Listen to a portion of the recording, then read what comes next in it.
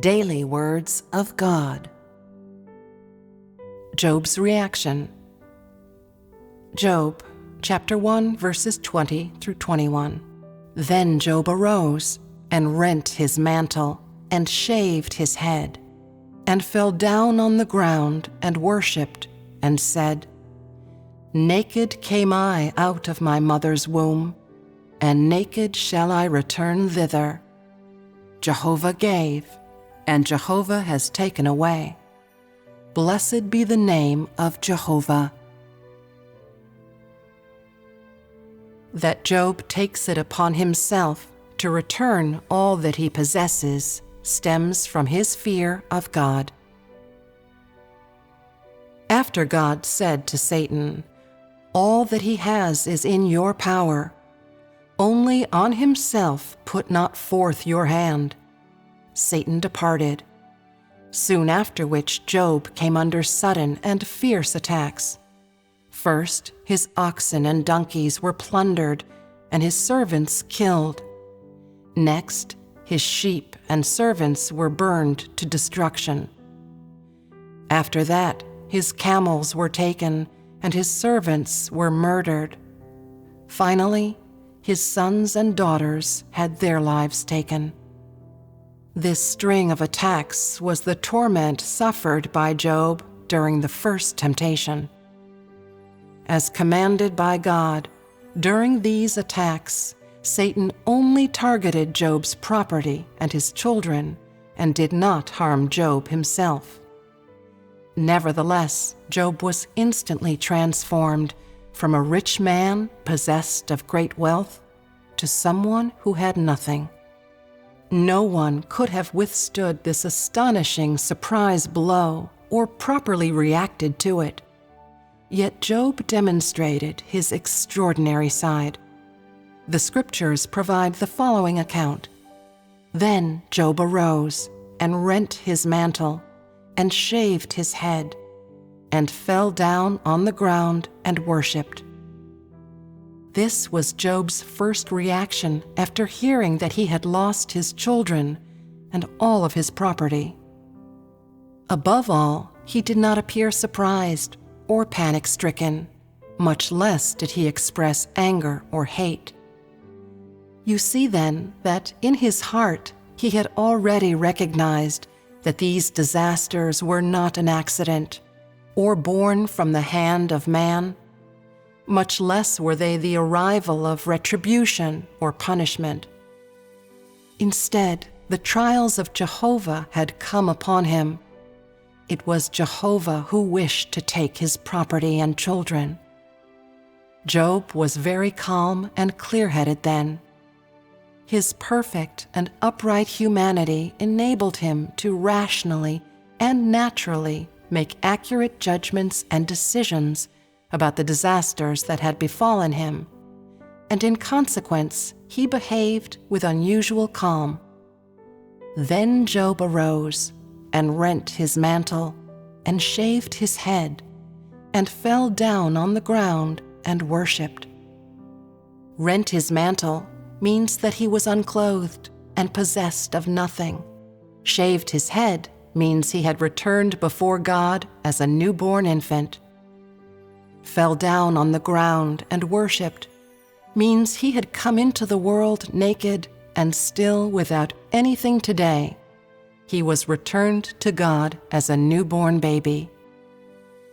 Job's attitude toward all that befell him could not have been achieved by any creature of God. His faith in Jehovah went beyond the realm of belief. This was his fear of God and obedience to God, and he was not only able to give thanks to God for giving to him, but also for taking from him. What's more, he was able to take it upon himself to return all that he owned, including his life. Job's fear and obedience toward God is an example to mankind, and his perfection and uprightness were the peak of the humanity that ought to be possessed by man. Though he did not see God, he realized that God truly existed. And because of this realization, he feared God. And due to his fear of God, he was able to obey God. He gave God free rein to take whatever he had, yet he was without complaint, and fell down before God and told him that, at this very moment, even if God took his flesh, he would gladly allow him to do so without complaint. His entire conduct was due to his perfect and upright humanity, which is to say, as a result of his innocence, honesty, and kindness, Job was unwavering in his realization and experience of God's existence. And upon this foundation, he made demands of himself and standardized his thinking, behavior, conduct, and principles of actions before God, in accordance with God's guidance of him and the deeds of God that he had seen among all things. Over time, his experiences caused in him a real and actual fear of God and made him shun evil. This was the source of the integrity to which Job held firm. Job was possessed of an honest, innocent, and kind humanity, and he had actual experience of fearing God, obeying God, and shunning evil, as well as the knowledge that Jehovah gave, and Jehovah has taken away. Only because of these things was he able to stand fast and bear witness amid such vicious attacks of Satan, and only because of them was he able to not disappoint God and to provide a satisfactory answer to God when God's trials came upon him. Though Job's conduct during the first temptation was very straightforward, later generations were not assured of achieving such straightforwardness, even after a lifetime of efforts, nor would they necessarily possess the conduct of Job described above. Today, faced with Job's straightforward conduct, and in comparing it to the cries and determination of absolute obedience and loyalty unto death, shown to God by those who claim to believe in God and follow God, do you or do you not feel deeply ashamed? When you read in the Scriptures of all that was suffered by Job and his family, what is your reaction? Do you become lost in your thoughts? Are you astonished? Could the trials that befell Job be described as horrifying?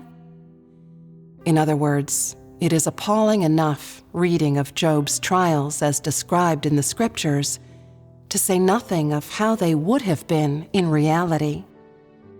You see then that what befell Job was not a practice drill, but a real battle, featuring real guns and bullets. But by whose hand was he subjected to these trials? They were, of course, carried out by Satan. They were personally carried out by Satan. But they were authorized by God. Did God tell Satan by what means to tempt Job? He did not. God merely gave it one condition, after which the temptation came upon Job. When the temptation came upon Job, it gave people a sense of the evil and ugliness of Satan, of its maliciousness and loathing for man, and of its enmity to God. In this, we see that words cannot describe just how cruel this temptation was. It can be said that the malicious nature with which Satan abused man and its ugly face were fully revealed at this moment. Satan used this opportunity, the opportunity provided by God's permission, to subject Job to feverish and remorseless abuse, the method and level of cruelty of which are both unimaginable and completely intolerable to people today.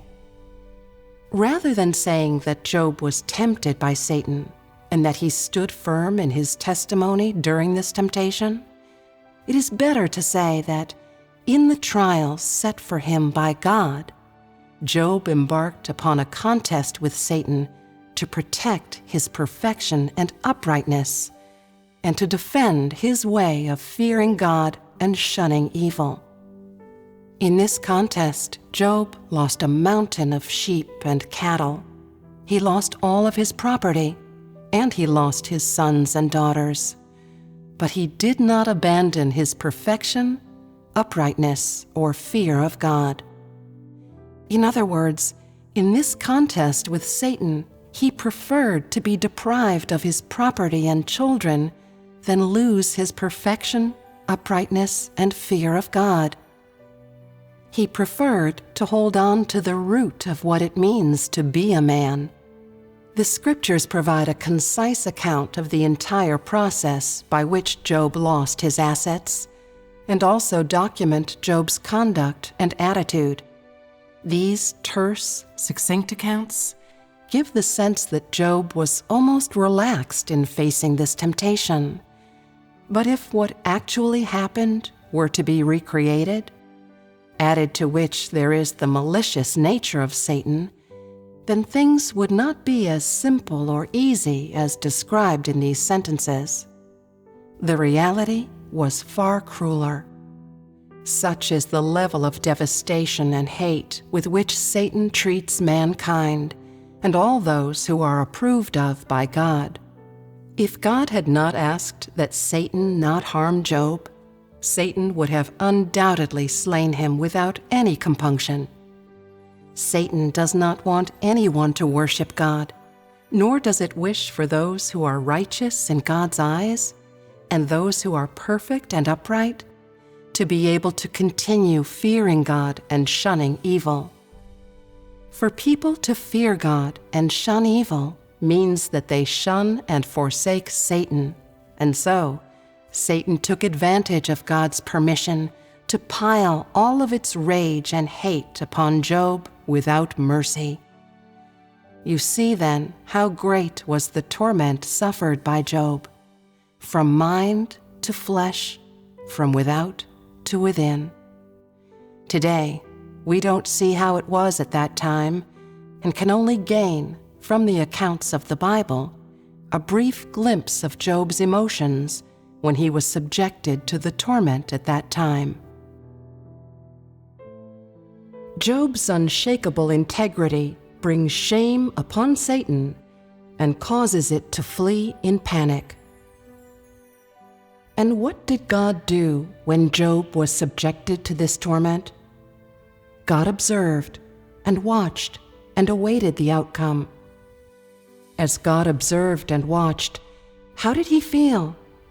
He felt grief-stricken, of course. But as a result of his grief, could he have regretted his permission to Satan to tempt Job? The answer is no, he could not have. For he firmly believed that Job was perfect and upright, that he feared God and shunned evil. God had simply given Satan the opportunity to verify Job's righteousness before God and to reveal its own wickedness and contemptibility. It was, furthermore, an opportunity for Job to testify to his righteousness and to his fear of God and shunning of evil before the people of the world, Satan, and even those who follow God. Did the final outcome prove that God's assessment of Job was correct and without error? Did Job actually overcome Satan?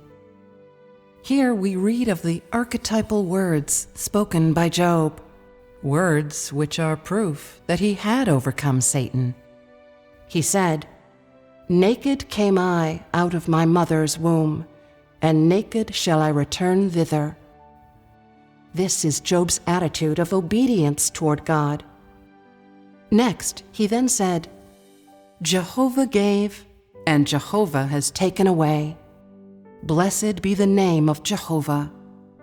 These words, spoken by Job, prove that God observes the depths of man's heart, that he is able to look into the mind of man, and they prove that his approval of Job is without error, that this man, who was approved by God, was righteous.